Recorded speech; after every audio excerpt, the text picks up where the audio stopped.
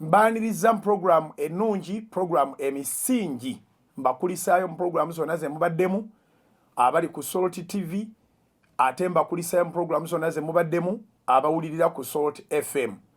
Eno ye program ejja ng'ekatinga across ng'eri ku radio ate ng'eri ne ku TV. Mbaniriza mwenna mwebale kwekuumira ku munnyo, mwebale okubunyisanga omunnyo, mwebale okubanga mugutuusa ku bantu bonna. Tubaniriza abali emitala w'amayanja, abali ku Salt Media App, abali ku YouTube ya Salt, abali ku Facebook ya Salt. Katonda omulamu akibabalire ekya data gwe mukozesa, abali mu Uganda, abali mawanga agatuliraanye, abali mu Afrika yonna, abali mu nsi yonna. Erinnya lya Mukama lyebazibwe. Lunaku lulungi Katonda atuwadde ekisa. Tukyassa omukka, tusaasira abantu bonna abaviiriddwako, ab'emikwano, abaviiriddwako ab'eŋŋanda. Bannange, Katonda yekka y'anaatutaasa. Katonda yekka y'anaatutaasa. Mwebale abakutte essaala, mwebale abakutte essaala. Twatandise campaign ey'okusaba, ey'okwegayirira Katonda. Ku mulundi guno tetuyinaawo kisiibo mu guno omwezi. Tusabye ne tusiiba ebbanga lyonna, naye nakiwulidde nti twegayirire ku lw'abalala, tusabe essaala ku lw'abalala, tusabe essaala ku lwaffe. Tuyimirire mu gaapu, tuggyeyo okukkiriza kwaffe. N'okukkiriza okwo kunaalokola eggwanga, kunaalokola abalwadde, kunaakola ku bintu bingi. Mu kaseera kano lwakuba nti amaaso gatunulidde COVID-19 yekka, naye ebizibu ebirala tebyayimirizibwa. Tewaliwo stoopa eyagenda ku bizibu ebirala. Abantu bakyalina ebizibu ebirala, abantu balina endwadde endala, balina endwadde endala, naye amaaso abantu bagatadde ku COVID-19. In fact, abamu bati ogenda mu malwaliro nga balowooza nti bagenda bagamba kati bagende ku oxygen ng'ate sente tebazirina, naye nga n'endwadde ze balwadde tizikwatagana na COVID-19. So mbakubiriza nti bw'owulira nga obulwadde bulabika bukususeeko, leka ate gwe okulowooza results ze banaakuwa, gendayo bakuwe bu results. Naye kiba kirungi okumanya kiki ky'olwanagana nakyo, awo olyoke lukoye. So tusabira abalwadde mwenna, abalwadde endwadde eza buli ngeri. Endwadde si mugabo gwaffe, endwadde si mugabo gwaffe, era toyatulanga nti endwadde yange, toyatulanga ng'olinga ayina lisiiti ku kintu ekibi. Fuba nnyo ofuge ebirowoozo byo, kubanga ebirowoozo bye bizaala ebigambo bye twogera mu kamwa kaffe. Fuba nnyo ofuge ebirowoozo byo, embeera oleme okugyeyatulirako. Kyekigambo ekituufu, nfunye ekigambo ekituufu. Teweyatulirako mbeera, teweewaayo. Bayibuli etugamba mu kitabo kya Yobu essula ya 22, naye ng'ate omwo mu kitabo kya Yobu mwe muli ennaku etayogerekeka. Yobu yaliko obulungi, Yobu n'abeera bubi, Yobu n'amaliriza bulungi.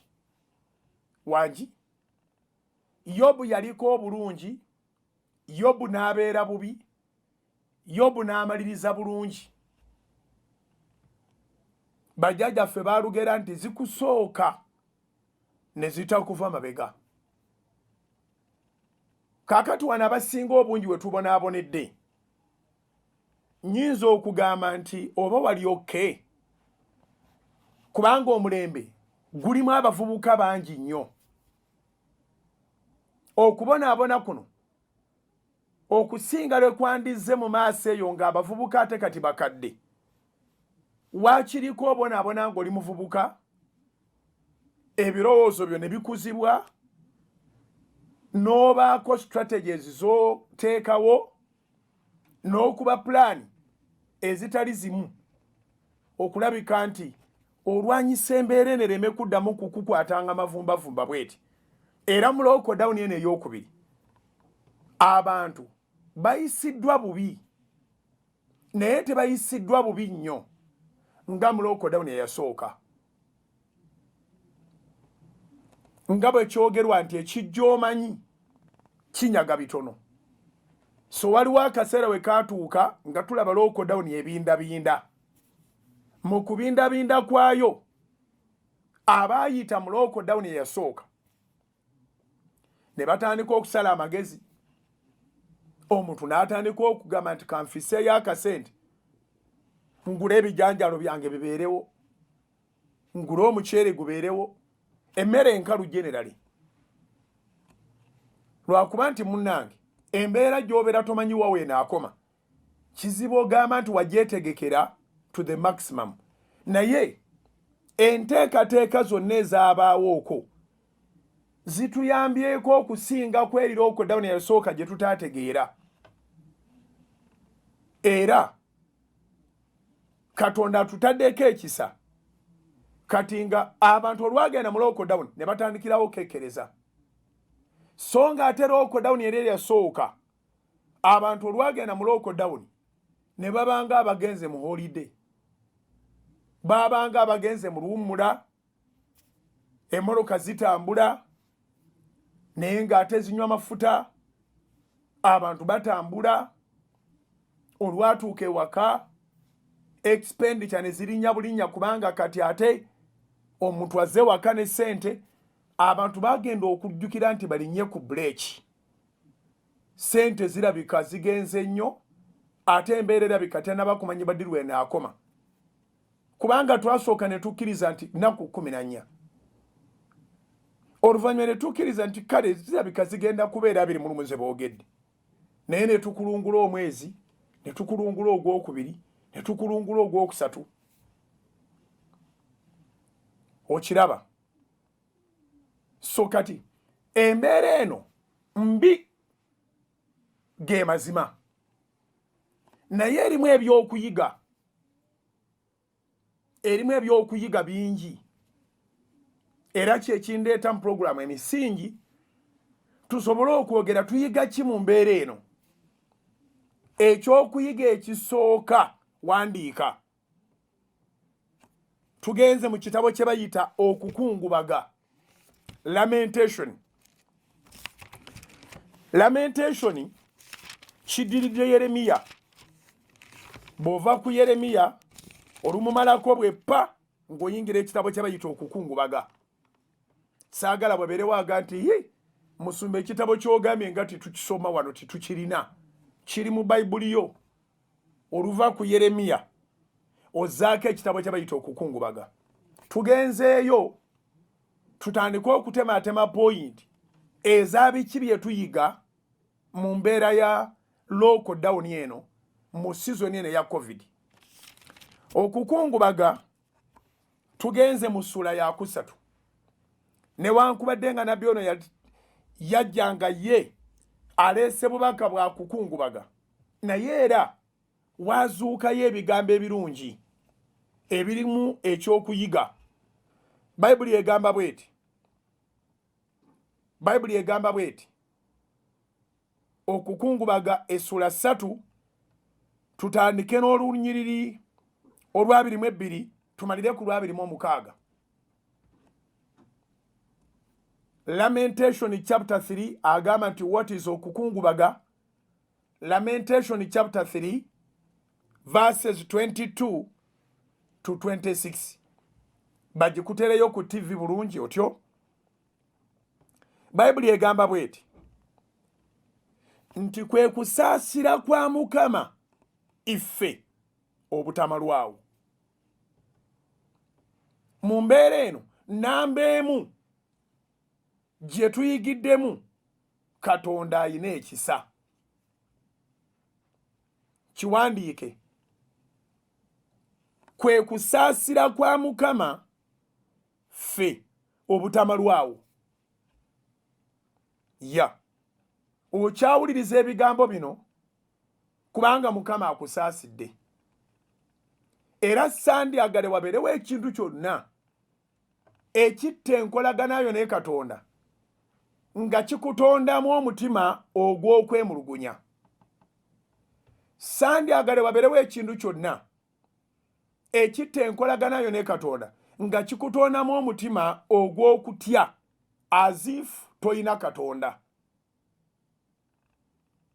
Buli ali mu pulogulaamu y'emisingi olwaleero bw'otunulira okuva mu 2019 abakugu we bagambira nti akawuka we kaalabikira okutuuka olwaleero oyinza kuwa nsonga ki ebadde ekukuuma bw'ataba Katonda? Wangi kiki ky'oyinza okwogerako ky'ogamba nti wabimanyirawo n'otokwata ku bintu biyinza kubaako COVID, wabimanyirawo n'otandika okukola SOPs zonna? Not at all. Tuyigidde wakati mu mbeera lutalo. Mu lutalo waliwo abafa, mu lutalo wabeerawo abawona. Abafa baba tebakyeyagalidde, abamu yentuuko yaabwe biba byebiro, naye abawonyeewo kino kyenjagala tutegeere nga kwe kusaasira kwa Mukama. Oli omu ku bantu abasaasiddwa Katonda ali ku pulogulaamu y'emisingi, omulokole naawe atali mulokole, oli omu ku bantu abalabye ekisa kya Katonda. Oli mulamu lwa kisa. Waliwo eyansanze n'aŋŋamba oli otya akaawonawo? Ne mugamba Mukama yeebazibwe, weebale kukitegeera nti ndi kaawonawo. Naye ne mugamba nti naawe oli kaawonawo. Wangi ffenna abakyali abalamu walwalako oba tuwalwalako, wagenda ku oxygeni oba tuwagenda ku oxygeni, waweebwa ekitanda oba tuwaweebwa kitanda, oli kaawonawo. Oli kaawonawo. Era nze nga bw'omumanyi nti omuntu mubuulirirawo naye mu mutima mulungi, namugambye nti bino byonna nga biwedde, ffenna tujja kuwandiika peegi endala. After all this, we are going to write another page.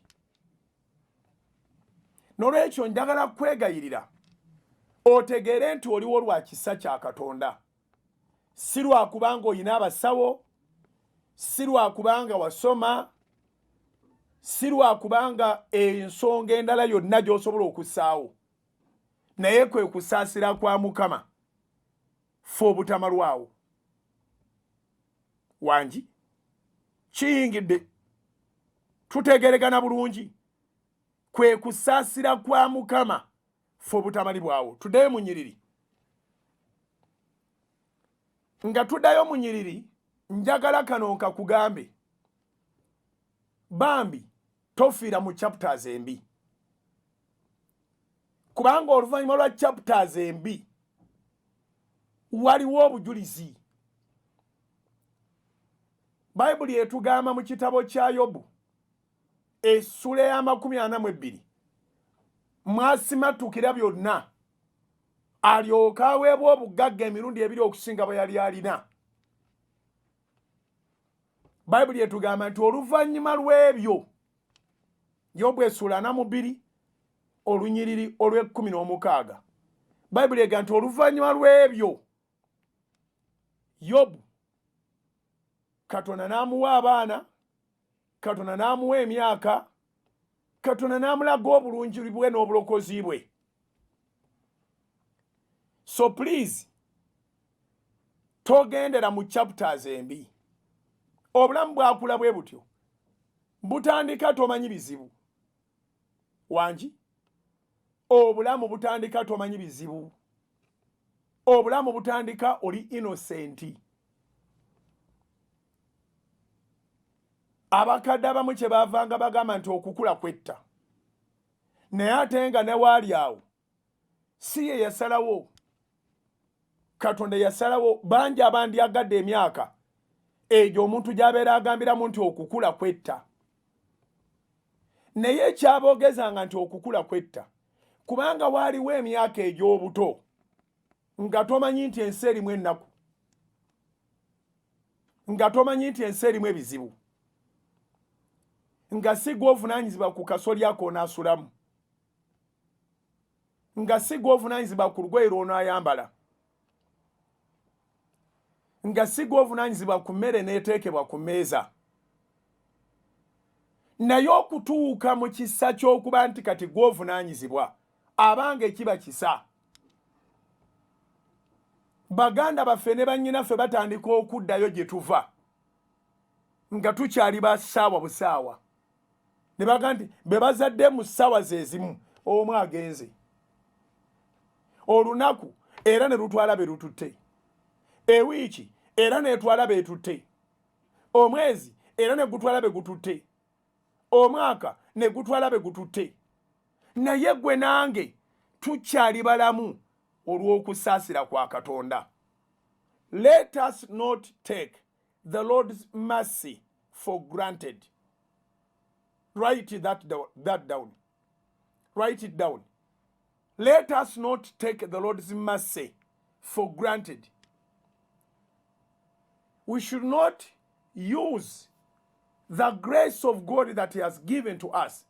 We should not use it to base from that and complain over anything and fear over anything. God has given us protection. We are not consumed because of the Lord's mercy. Nabadde ndaba emipiira gy'e Bulaaya bali mu kuzannya gye bandibadde bazannya mu 2020. Actually we twabadde tulabira oli yatubuuzizza nti lwaki emipiira gye bali mu kuzannya bagiyita Euro 2020. Ne tumugamba nti bagiyita Euro 2020 kubanga competition zino zaalina okubeerawo mu 2020 naye ne ziyimirizibwa olwa COVID-19. Nakitegeera, naye bw'otunulamu emipiira gino n'olwalero ogenda kugiraba n'enkya, bw'otunula emipiira gino n'olaba abantu engeri gye bajjuddemu mu kisaawe, Katonda wange, n'olaba abantu engeri gye bajjuddemu mu kisaawe. Nalabye omupiira gwa Czech Republic ne Netherlands ng'oyinza oga nti abazungu tebafiirwangayo muntu n'ogu, tebafiirwangayo muntu n'omu. Amakulu gaakyo tewaliwo kijja ne kimalawo abantu, wabula weekwekanga mu kisa kya Katonda, tosalendaringanga bulamu bwo okubuwaayo olw'embeera eriwo. When you are going through the bad pages of your life, don't give up. Don't surrender your life. Keep on and keep moving by the grace of God. Fenna tubadde balamu ne tuwulira ekyali e Bulaaya. Abakwatibwa nga bangi, abafa nga bangi. Abaziikibwa nga bangi, abakutuka nga bangi. Okutuuka nga enteekateeka kati sizikyali za kuziika muntu mu kitiibwa kye. Omanyi buli muntu mu nsi ayinamu akapolitike, newankubadde ng'eriyo abeerimba nti bo balina mayiro na mayiro era bateekeddwa okugoba abantu ku mataka. Omaliriza ozeeyo mu kapolitiko, k'omaliriza nako mu nsi eribeera topiki ndala. Kiki omuntu kyajja nakyo mu nsi era kiki omuntu kyava nakyo mu nsi. Eyo topiki tujja gyogerako mu misingi. Naye abazungu baatuuka akaseera ng'omuntu takyaweebwa akatiibwa ke kakubeera mu ntaana ye, kati nga bayina kubeera mu kirindi kofini nga zibaweddeko nga bayina kusiba mirambo mu biveera alina abantu n'atalina bantu nga tewali aziikibwa abantu be. But can you imagine that just 1 year ago the whites have gathered in big numbers as if nobody has ever passed on? Na wano njagala okitegeere nti kijja kuggwa. Era bwe kiba kinaggwa, Mukama musabe Saala akwongere ku kisa, akwongere ku kusaasira kwe. Kubanga era okuva obuto obwo mu lubuto lwa maama okutuuka w'otuusa olwaleero obeere ng'olina ne baddokita, kibadde ekisa kya Katonda. Kubanga n'abo be tuyinza okwesiga, kati nga nsabye abaana ba mperisiti baddokita abaakafa tebabalibwa. Amakulu gaakyo nti tewali muntu alina garanti ya bulamu bwa mulala mu mukono gwe wabula Katonda. Bw'oba okyali mulamu, kisa kya Katonda. Toteekeddwa kutya. Okutya kugobera ddala mu bulamu bwo, kubanga okutya n'obutatya tebina kye bijja kujjawo. Naye ate okwesiga Katonda kye kigambo ekisinga obukulu. Bye bigambo bye twayogerako mu wiiki ewedde. Nti mu kitabo kya Proverbs chapter 3 verse 5 engero essula 3:5 Bayibuli yakugamba nti weesigenga Mukama n'omutima gwo gwonna, so teweesigamanga ku kutegeerako gwe. Trust in the Lord with all your heart, but do not lean on your own understanding.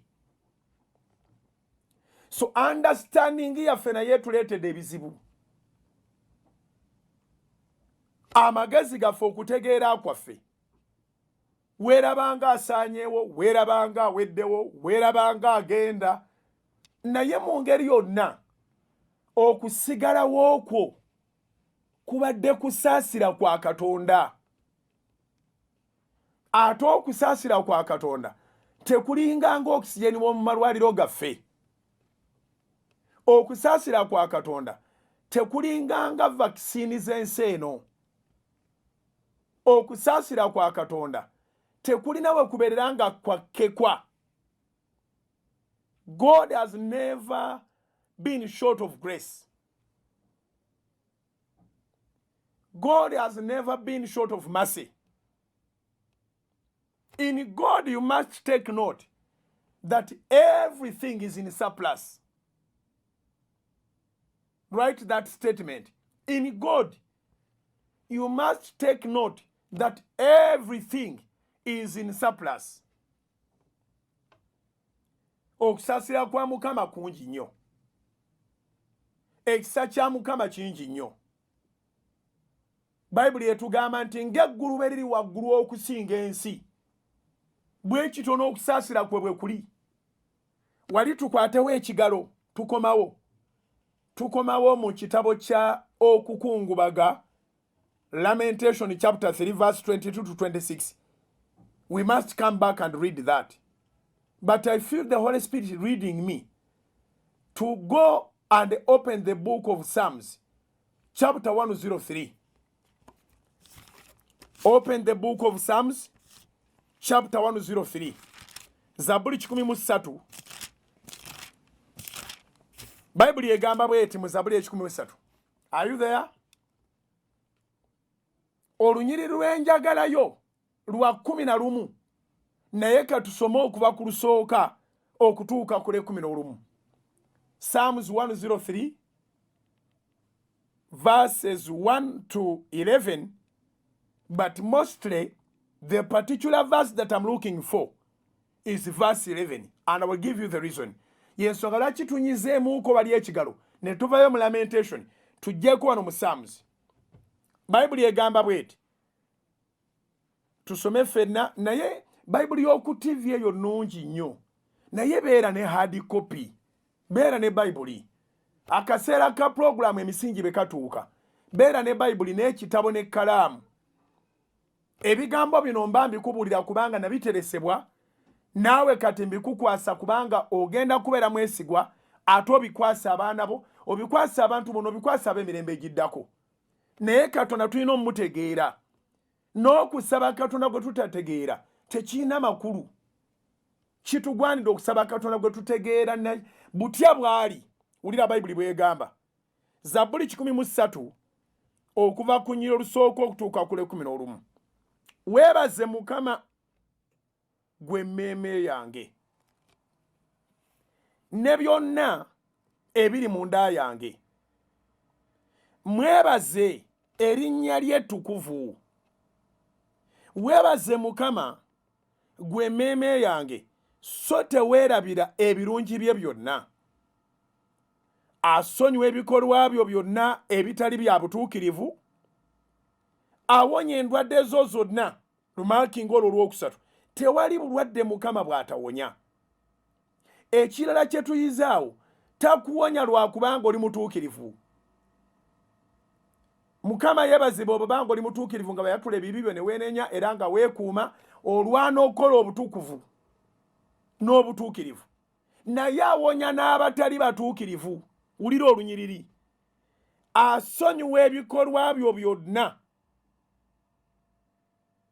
ebitali bya butuukirivu awonya endwadde zo zonna Zabbuli 13 olunyiriri olwokusatu kyova toteekwa kwewaayo nga ssaddaaka ng'ogamba nga bwe nnyina ebibi ebingi ndowooza nze kati era kankite alina ebibi ddukira eri Mukama ebirowoozo by'abantu bye bakulinako nga bamanya ebibi byo ate si ebirowoozo bya Katonda byakulinako ng'ate amanya ebibi byo asonyiwa ebikolwa byo byonna ebitali bya butuukirivu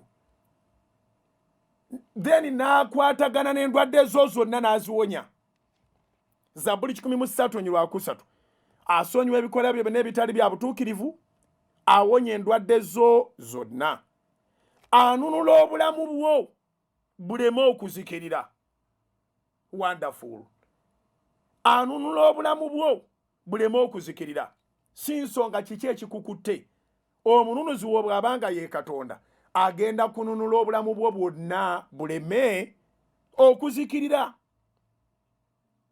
akussaako engule ey'ekisa n'okusaasira okulungi Katonda wange alekayo okusaasira obusaasizi alekayo okuwa obuwi ekisa wabula n'akutikkira n'engule n'agamba oyo mumunteereko engule ey'ekisa n'okusaasira akussaako engule ey'ekisa n'okusaasira okulungi akkusaakamaako ebirungi obuvubuka bwo ne budda bujja ng'empungu Mukama akola eby'obutuukirivu atuukiriza emisango ku lw'abo bonna abajoogebwa yamanyisa Musa amakubo ge n'ebikolwa bye eri abaana ba Isirayiri Mukama ajjudde okusaasira n'ekisa alwawo okusunguwala alina okusonyiwa kungi wangi olw'omunaana lumaakinge Mukama ajjudde ekisa n'okusaasira Mukama ajjudde okusaasira n'ekisa ojjukira wali nga nkugamba mu programu eno nti Katonda God is never short of grace.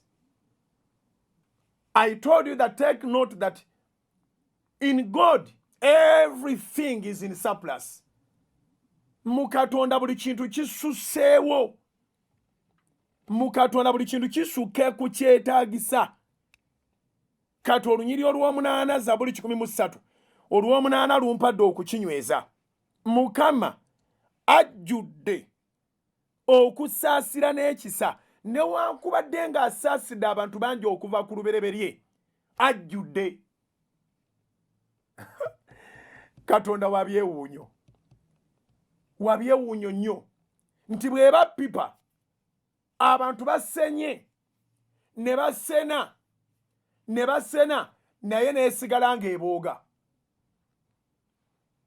Wangi abantu basenye ne basena ensi fenga tetunagijjamu abantu ne balaba ekisa n'okusaasira kwa Katonda n'asigala ng'ajjudde. Njogera ng'omusajja wa Katonda ogenda kulaba ekisa n'okusaasira kwa Katonda, ogenda kubifuna, agenda kubikutikira ng'engule nga bw'atugambye. Zabbuli 13 olunyiriri olw'omunaana. Mukama ajjudde okusaasira n'ekisa, alwawo okusunguwala. Bane tukola ebintu bingi, Mukama n'alwawo ogamba nti akusudde mu kibokisi ky'obusungu, naye ne bw'akusunguwalira ng'omusunguwazizza. Zabbuli 13 olunyiriri olw'omunaana lugamba nti alina okusonyiwa okungi. Wangi alina okusonyiwa okungi. Wulira olunyiriri olw'omwenda. Zabbuli 13 olunyiriri lwa mwenda. Tanenyenga ennaku zonna. Tubeera n'abantu n'akunenya ekintu enkya n'akiddamu, luli n'akiddamu. Actually ebimu ku bisinga okwawukanya abaagalana kwe kubanga omu ku mmwe ekintu ekimu asobola okifuula oluyimba n'oganda endowooza tukite. Wangi ebimu ku bisinga okuteŋŋanya abaagalana kwe kubanga omu ku mmwe either mu courtship oba mumaze n'okugattibwa, omuntu ne yeetikka akantu buli kaseera n'akajjayo, buli kaseera n'akajjayo, buli kaseera n'akajjayo n'oga nti tukite tubimale. Let us finish this. Wulira olunyiriri. Tanenyenga ennaku zonna. Zabbuli 13 olunyiriri olw'omwenda. Tanenyenga ennaku zonna. Amakulu gaakyo nti anenya naye akita. Naawe gwanenya ne weekuba mu kifuba. Wonderful. Tanenyenga ennaku zonna, so taabenga na busungu emirembe gyonna. Wangi so taabenga na busungu emirembe gyonna. Katonda waffe muzadde, nga bw'olaba nti ozza emisango ewaka ne weemanya emisango gyo n'obaako emirimu mingi gy'okolaawo, naye omuzadde n'amana n'agamba nti kale nkusonyiye, sijja kukusibira busungu. Katonda njagala omaakinga olunyiriri luno olw'omwenda nalwo. Zabbuli 13 olunyiriri lwa mwenda. Tanenyenga ennaku zonna. Tokkirizanga omwoyo ogukubeerako nga gukusalira omusango buli kaseera. Teguba gwa Katonda. Katonda ekintu akikusonyiwa era n'akita. Kati omwoyo guno ogukomawo nga gukujjukiza ebibi byo guva wa Setaani. Tobeeranga awo n'owulira ng'olina ekyagala okulumiza, kigobere mu mizimu. Ekikulumiriza buli kaseera ebyayita kigobere mu dayimooni. Musuma sigobe omwoyo omutukuvu. Nedda, embala y'omwoyo omutukuvu tugitegedde. Omwoyo omutukuvu ye Katonda, Katonda ye mwoyo omutukuvu. Agambye bw'ati, tanenyenga ennaku zonna, so taabenga na busungu emirembe gyonna. So owulira ekintu ekikulumiza ebintu nga bya myaka egiyise, ne bwe kiba kikulumiza bya yesterday, as long as you repented, you confessed before God and you repented, you are forgiven and it's over. Okay? Tanenyenga ennaku zonna, so taabenga na busungu mirembe gyonna. Zabbuli 13 ngenze ku lunyiriri olw'ekkumi. Tatukozenga ebibi byaffe bwe biri. Wangi tatukozenga ebibi byaffe bwe biri. N'olwekyo tobeera survivor ne weerabira nti oli survivor lwa God's mercy, n'olowooza nti oli survivor lwa butuukirivu. Katonda amanyi okulekawo n'abalina ebibi kubanga taagala bafiire mu bibi byabwe. Nkiddemu. Nsobola okuwa olunyiriri oluwandiike, sigenda kusomayo tuleme kwepakira nyiriri nyingi, naye kandukuwa oluwandiike. Ezekieri 18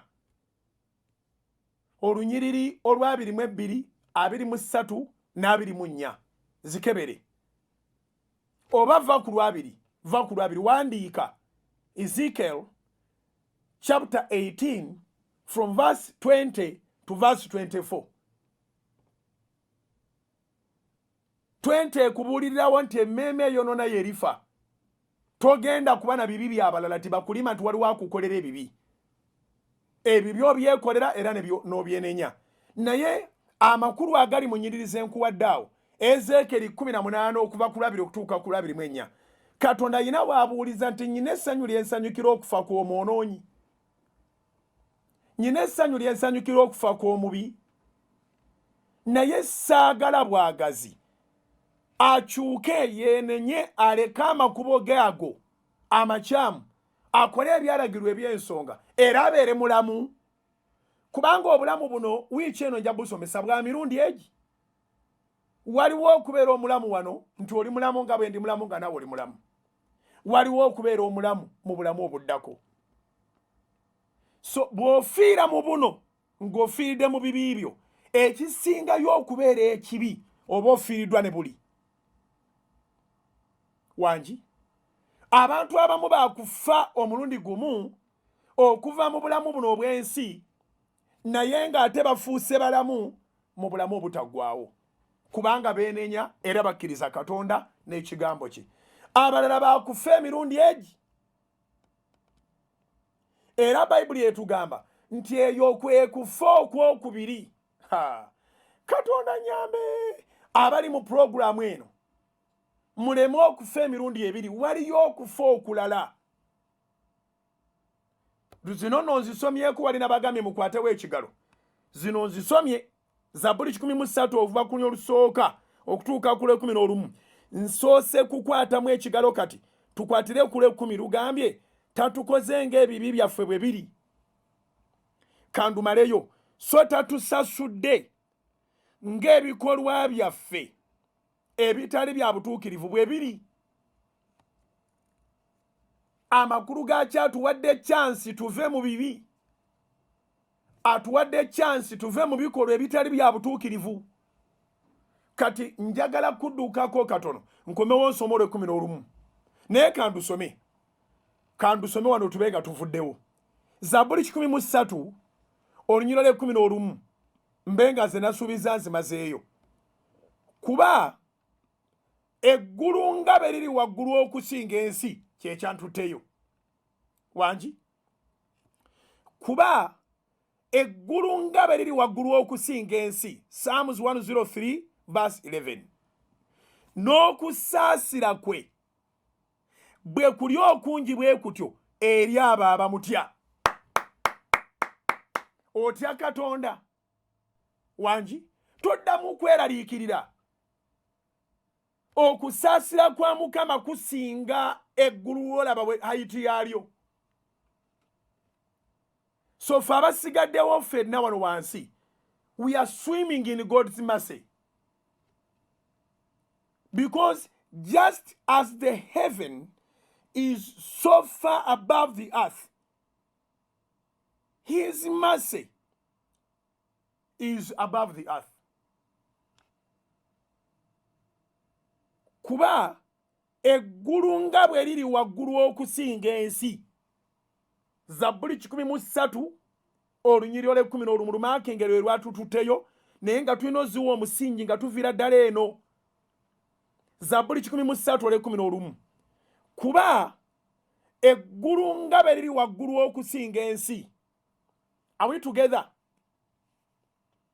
n'okusaasira kwe bwe kuli okungi bwe kutyo eri abo abamutya Bayibuli yatugamba nti kyekitubeezezza abalamu kwe kusaasira kwa Mukama fe obutamalwawo kati okusaasira kwotegedde nga kungi bwe kutyo weerangiririra otya mu bagenda okufa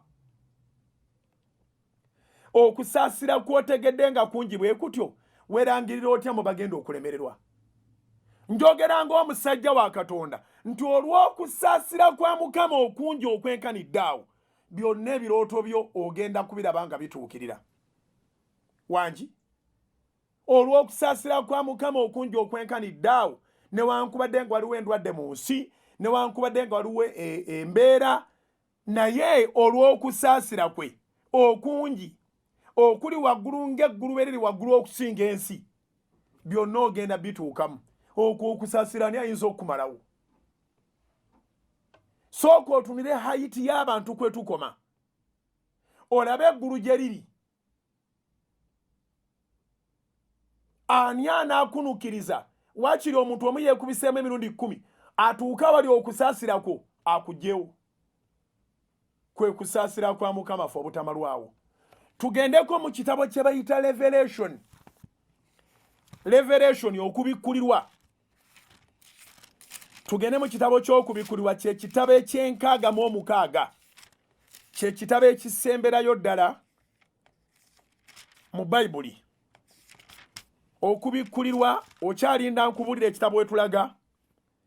Tugenda mu ssula ya 20. Essula ya 20 ekulaga okufa okwokubiri.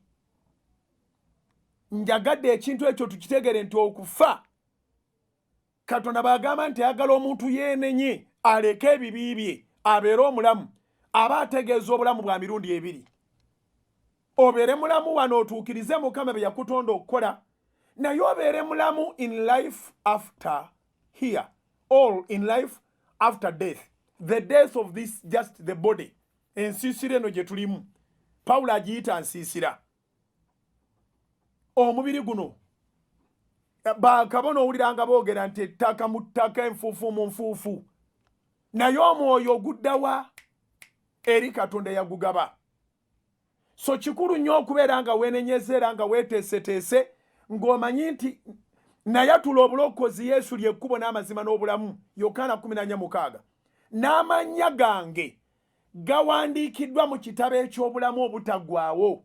Awo ebisigadde ojja kukola bukozi mirimo gyo, era Mukama ajja kusaasira akuyisenga abalala we baalemererwa. Bw'obanga wayatula obulokozi, kati yatulanga n'okuba nti emyaka gyo gyonna giteekwa okuggwaayo, ng'olabye ne ku birooto byo by'olina mu vision book yo.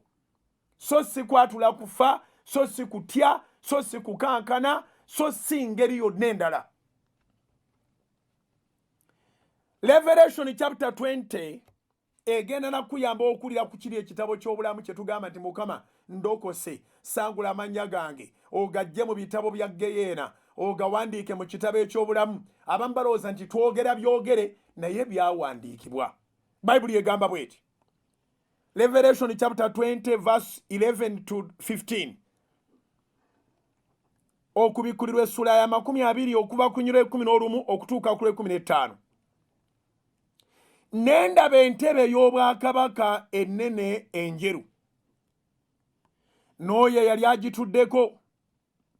Eggulu n'ensi ne bidduka mu maaso ge, era tebyazuulibwa na kifo. Eggulu n'ensi ebyogerwako ebyadduka mu maaso ge, the sky, eggulu lye tulaba awo litutamanyi oba lya kkala ky'entuufu, ewava enkuba, amaaso gaffe we gakoma, planets ennyingi eziri awo abazungu ze bavumbudde gye ziri, eyo gye bawanisa ebizungirizi, eryo eggulu lijja kuvaawo. Okay. Naye n'ensi eno eyeemazaamu abantu, omuntu nabba ng'amanyi nti bino byentutte bibadde bitaasa obulamu bw'abantu akakadde kalamba, n'alowooza nti ye agenze kubeera bulungi, oba n'atulugunya abalala, n'akola ebintu ebitali bya buntu, n'alya mu banne enkwe, n'alya mu nsi olukwe, n'alya mu kkanisa olukwe. Entalo nnyingi eziri mu makanisa naye nga zibeererawo ki? Bya nsi. Kati ebyensi bino bigenda kuggwaawo. Kanduddemu kubanga amaze okubaako kye nkunnyonnyola. Kubikkulirwa essula 20:11. Nendaba entebe ey'obwakabaka ennene enjeru, n'oyo yali agituddeko, oyo ye kabaka w'abakabaka, ye Mukama waffe Yesu. eggulu n'ensi ne bidduka mu maaso ge era tebyazuulibwa na kifo. Ennyumba ezibeewaanya, wooteri ze muzimbye mu nsimbi ze mubbye. You can imagine kati abantu enjala kyebakola kiyitirivu. Naye bassebo ne bannyabo, awo we muliraaniganya olaba okuzimba kudduka sipiri, abantu wonna bazimba n'obuzendi bano bo babeera mu nsi ki? Ekonome yaabwe evaawa? Ebyo byonna bijja kudduka biggwewo, naye ekijja okusigalawo baguyita mwoyo. Gunaalagawa, gunaagenda gye gulaga okusinziira ku bikolwa byo n'okuba nti ensi yakumalamu, abalala tobalabamu ka buntu. Olw'ekumi n'ebbiri, ne ndaba abafu abakulu n'abato nga bayimiridde mu maaso g'entebe. Wangi gw'oyinza olowooza nti akaanako kaafa, oyinza olowooza maama wo yafa, ennaku zino zonna tufiiriddwa abantu bangi, tujja kuddamu tusisinkanemuuko olusisinkanaawo. Bino bye mutera okudongwa nabyo. Omuntu nga ddala abadde mubi, abadde mubbi, abadde muzibu nnyo. Abantu bangi ababonyebonye ku lulwe, mwe ne mukola ebitambiro bya mmisa, ne mukola okusaba, amakanisa gonna ne gasaba, nga mumanipulatinga Katonda bw'amuwa ekiwumulo eky'emirembe. Bassebo ne bannyabo gwakyateekeddwako ekisa, ng'oli mulamu era ng'owuliriza olwaleero. Weeseetingira ekiwumulo ky'oyagala. Abantu b'ensi tebagenda kukusabira kiwumulo ng'abasaba kwete. Olunaku lujja kutuuka ensi etegere nti essaala zonna ze yasabiranga omufu tekuliko n'emu eyakola, wabula ebintu omufu bye yaleka yeekoledde bye bikoze. Kubanga n'abasaba leero nabo bajja kufa. Omuntu bw'avanga mu bulamu buno akuyigiriza kimu nti eno ensi si ya lubeerera era tekungulwa, tewali agenda nayo. So leka kwewunza mbuka omusabire bamusalire ku bibonerezo. Gwe sooka weekebere by'okola, olabe nga olwanagana n'ebibonerezo byo ofune ekisonyiwo. Tukitegedde eri Mukama ajjudde ekisa n'okusaasira. Lwaki teweenenya n'otereeza obulamu bwo? Lwaki olowooza nti olizimba emizigiti mingi, olizimba amakanisa mangi, olizimba amakereziya mangi, olikola ebirungi bingi, kakati abo mbu be bali kusabira? Kirungi okukola ebirungi naye ng'otereezezza ekkubo lyo ne Mukama. Okay. Abantu bonna abatubuzeeko leero tuliddamu ne tubalaba. Nkiddamu. Abantu bonna abatugenzeeko abatuvudde ku maaso titutegedde na ngeri gye bagenzeemu, tuliddamu ne tubalaba. Kati wano tookaaba. Okukaaba okutuufu kulibeera ku lunaku olwo lw'olimanya nti omuntu yakolereranga Geyeena. Ebyo bye tutaasobolanga kumanya byonna biri mu bitabo. Era bw'oba tolwanye amannya go gave mu bitabo, gajja kusigala mu bitabo. Naye bw'onoolwana nakati ng'owulira ebigambo bino otereeza obulamu bwo, gwe wennyini gw'osalawo so si bantu abasigala ku nsi nga basaba. Gwe wennyini gw'osalawo nti amannya gange Mukama neenenyeza era nsaba gave mu bitabo by'abagenda mu kuzikirira, gayingire mu kitabo eky'obulamu obutaggwaawo. Gw'okikolako tewaliyo bibi bye waakoze bikugaana ggwe okwenenya Mukama n'awulira okwenenyako, kubanga ye akebera mutima amanya nti omutima gwo gumenyese era guboneredde. Saddaaka ya Katonda y'emmeeme emenyese era omutima oguboneredde. Zabbuli 51 olunyiriro lw'17. Psalms 51:17. Mpuliranga babapiika saddaaka, leeta saddaaka, sow a seed, leeta ensigo. Saddaaka ya Katonda y'emmeeme emenyese era gwe mutima oguboneredde. Ne weenenya amannya go n'olwana gave mu bitabo. Lwaki byo bitabo? Kubanga bangi abataagala kuwulira kigambo kya Katonda. Bangi abaga nti ffe twewunza bwewunza abali Katonda. Bangi abagamba tetulina byakkola. Bangi abatugamba buli kaseera tetwasoma kyekituzunza ku Katonda, kyekitulowoozesa nti waliwo ne Katonda. Ku olwo olunaku lwe balikitegeera nga bajjudde mu bitabo. Tebajjaamu na mu kitabo, nga bajjudde mu bitabo. lwana erinnya lyo lijje mu bitabo ligende mu kitabo. How? By repentance. Romans 8 verse 1 ezimu nzogera ziwandiike buwandiisi. Abalumi 8 onyo lusooka. There is no condemnation to those who are in Christ, who do not walk according to the flesh, but according to the Spirit. Tebaliko musanga abo abali mu Kristo Yesu, abatatambula ng'omubiri bwe gubagamba okugwiranira mu byensi, wabula ng'omwoyo omutukuvu bw'aluŋŋamya. Now tuddeyo wali obudde nga budduka. Ku Bikkulirwa essula 2 tugenze ku 12. Nendaba abafu, abantu bonna abafudde ojja kuddamu obalabe, abakulu n'abato nga bayimiridde mu maaso g'entebe, ebitabo ne bibikkulwa, n'ekitabo ekirala ne kibikkulwa, kyekyobulamu. Abafu ne basalirwa omusango mu ebyo ebyawandiikibwa mu bitabo. Abakyali mu bitabo, ebibi byabwe byonna gye biri mu bitabo. Bwe weenenya olwaleero, erinnya lyo nga liva mu bitabo, nga liwandiikibwa mu kitabo. Bayibuli egamba nti ng'ebikolwa byabwe bwe byali.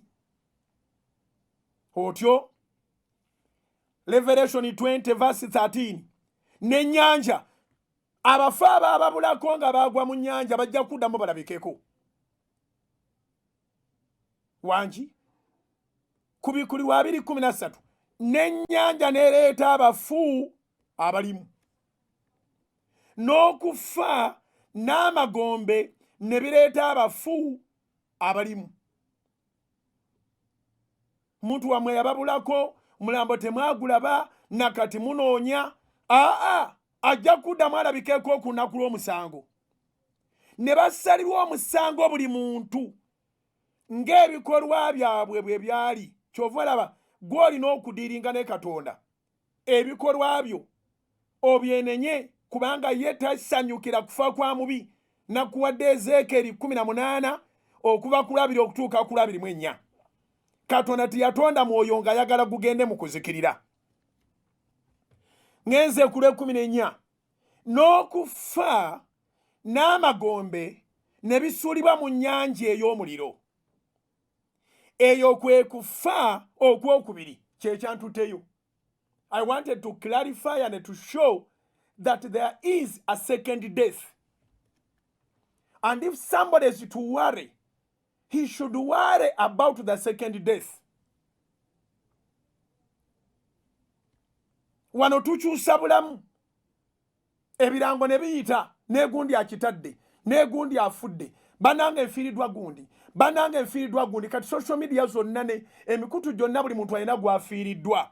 Naye okumufiirwa okutuufu, oba gwampuliriza, okufa kwo okutuufu nti kati ofudde, kwe kufa okwokubiri.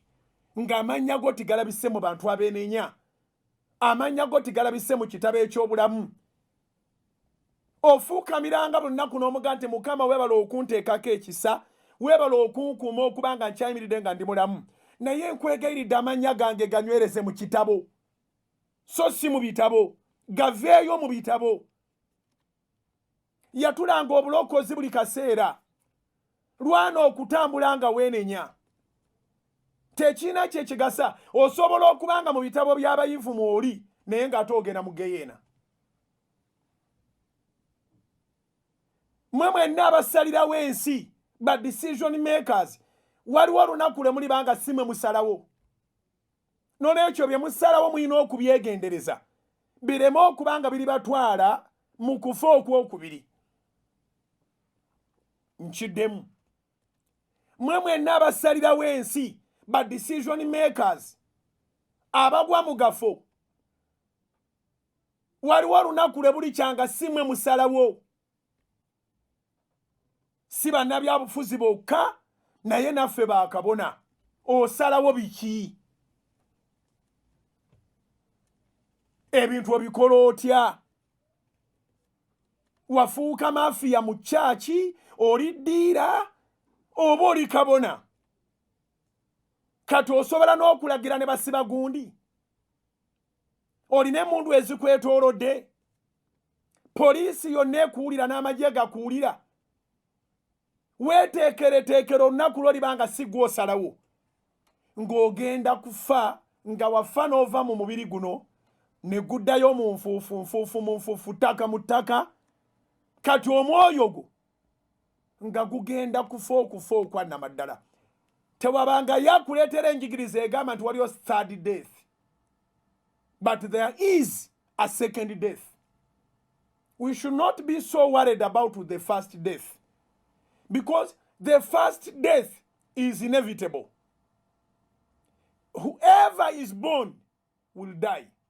Jona kibagambye teri kya busiru nga kutya kufa bw'oba otya nnyo okufa tewandizaaliddwa n'akukanga takukanga ng'akozesa kutta kubanga ne bw'olifa toliziba kinnya kye ate ne bw'atalifuna kinnya mwalaga okusinziira ku byawandiikibwa buli eyafa oba baamusuula wa oba baamwokya bwokya ku lunaku olwo agenda ku showing up nga showings up judgment ye eryoka eveeyo yali asazeewo ki yagondera eddoboozi lya Katonda n'ava mu boonoonyi amannya ge ne gawandiikibwa mu kitabo eky'obulamu oba yabiyita byakubalaata amanya ne gasigala mu ntuumo y'ebitabo ebingi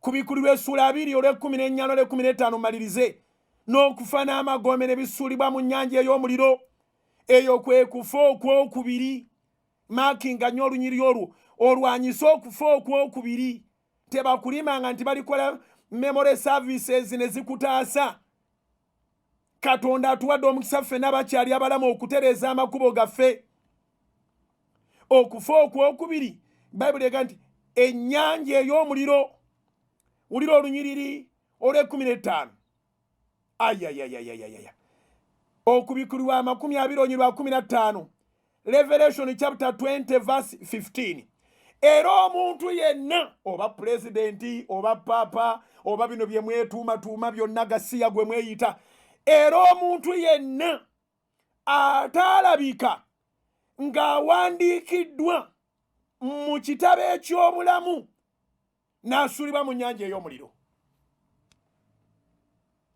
wangi basobola okuwandiika mu bafuna awaadi basobola okuwandiika mu bayina ebitiibwa ebya buli ngeri basobola okubanga ng'oli mu bitabo nga ne mu Guinness book wayingira dda but is your name in the book of life? It's not going to follow there by accident. You make a decision. Olwaleero njagala omusajja n'omukazi agamba nti mpulidde era nsazeewo okwenenya tuli mu biseera bya nkomerero ne bwe tutabanga tugenda kuggwawo kati kubanga era we tuli olw'ekisa kya Katonda tereeza obulamu buli obuddako okufa okubi kwe kufa okwokubiri kuno okusooka bangi tebakutya ne bw'oba okutya oli musiru busiru kye kikutiisa buli yazaalibwa ajja kufa naye okufa kuli kuno si ffe tusalawo nti tuve mu bbumba tuve mu mufuufu tuve ne mu ki nfuufu mu ttaka si ffe tusalawo kino kyaggwa dde okusalawo tulina okufa naye okufa okwokubiri osalawo nti sirifa kufa kwakubiri wangi okufa okwokubiri osalawo nti sirifa kufa kwakubiri abantu we balifiira okufa okwokubiri nze ndibeera mulamu nate ndiyambazibwa omubiri oguli wangaala emirembe njagala okukulembera mu ssaala ey'obulokozi wenenye ebibi byo awo wennyini w'oli bayibuli eyogera mu kitabo kya Romans 10:10 nti omuntu akkiriza na mutima gwe okwebwa obutuukirivu n'ayatula n'akamwa ke okulokoka bassebo ne bannyabo kino gw'okyekolerako tebakulimanga nti balikola funeral services tebakulimanga nti bajja kulalika amakanisa ekkanisa etandise okugwa ng'ensi etunula ne balangirira amakanisa gonna tugenda kusabira omugenzi gundi mumusabire mu ki? What are you going to pray for? You are misleading the innocent souls. Muntu ayinza okudda mu byokusaaga ngaloza nti amakanisa gonna galirangirira olunaku lw'okumusabira mu makanisa gonna. Omuntu weesabira wekka obulamu n'obuwaayo n'okkiriza nti oli mwonoonyi n'oweebwa obutuukirivu amannya go n'osaba Mukama gave mu bitabo ebyokufa ebya Geyeena gayingire mu kitabo eky'obulamu. Ddamu ebigambo bino malize emisingi obudde buweddeyo. Gamba nti ayi Yesu olunaku lwa leero ekigambo kyo nkiwulidde kyange kyennyini mu biseera bino eby'enkomerero ng'abaavu n'abagagga bafa ebyembi nga tebeenenyeza abamu era nga tebeeteeseteese wa gye balaga. Naye nze ompadde omukisa okuwulira n'okweteekateeka ne bwe mba nga nkyalina emyaka 40 mu maaso. Nsaba olwaleero ntambule naawe Yesu. Nzikiriza n'omutima gwange okuweebwa obutuukirivu era njatula n'akamwa kange nti ndokose, nsonyiwa ebibi byonna bye nakola bye bankozesa bye neetwalamu okuva ku Adamu ne Eva, endagaano zonna ezibadde wakati awo nzeekutuddeko. Nkola endagaano empya mu bulamu bwange eya Mukama wange Yesu Kristo eyanfiirira ku lw'ebibi byange n'aziikibwa ennaku 3 n'azuukira mu bafu, omulamu atudde ku mukono gwo ogwa ddyo, ayi Katonda Kitange. Endagaano gye nkola okuva leero ate ey'olubeerera ye endagaano empya mu bulamu bwange ate yeesembyeyo. Nziramu okwatula nti ndokose, si lwa maanyi si lwa buyinza naye olw'omwoyo wa Mukama olwaleero mpaddeyo obulamu bwange. Nkusaba Mukama ebintu nga 3. Ekisooka, sangula amannya gange gave mu bitabo bya Geyeena gawandiikibwe mu kitabo ky'obulamu obutaggwaawo. Mu biseera by'enkomerero amannya gange gasomebwe nga gali ku mwanjo mu kitabo ky'obulamu obutaggwaawo. Nsikire obulamu obutaggwaawo nneme okufa okwokubiri, wabula ku olwo mbeere mulamu. Nsazeewo nga ntegeera bulungi, sikakiddwa, tewali ampaliriza. Nkwegayiridde Mukama ekintu ekyokubiri kye nsaba, musabe gwayatula obulokozi ndi mukwatuza nange neeyatuza n'abalala bonna n'abaali balokokedda bonna bali mukuza bujja. Gamba nti ekintu ekyokubiri kye nsaba, nkusaba ekirabo eky'omwoyo omutukuvu, kubanga abakulemberwa omwoyo wa Katonda be baana ba Katonda. Ekyokusatu kye nsaba, nazaalibwa mu nnyumba y'abanaku, mpangaaza onkozese okusiimulira ddala ennaku mu nnyumba ya kitange. Mpangaaza nga jjajjaffe Ibulayimu. Mbeere n'abakozi wadde leero siina mirimu, nve mu nsi nga nkoze mu bwakabaka bwa Katonda wange ggwe Yaawe, ate nga nkoledde n'ensi yange. Neeyanziza ebyo 3 bye nsabye mu Kristo Yesu Mukama waffe. Amiina, amiina, amiina. Olokose, amannya go gavudde mu bitabo gayingidde mu kitabo ky'obulamu obutaggwaawo. Tambula ne Yesu, totya mulabe, totya ndwadde, totya bitambula mu nsi, kubanga ow'amaanyi amaze okuyingira mu bulamu obwo. Aloziasi bugingo ge gange, kanvire programs endala, naye nnyumiddwa era nsanyuse nnyo. Weebala akaseera kompadde. Mukama kuume, tusinkane enkya. Soul Television, Femunyo.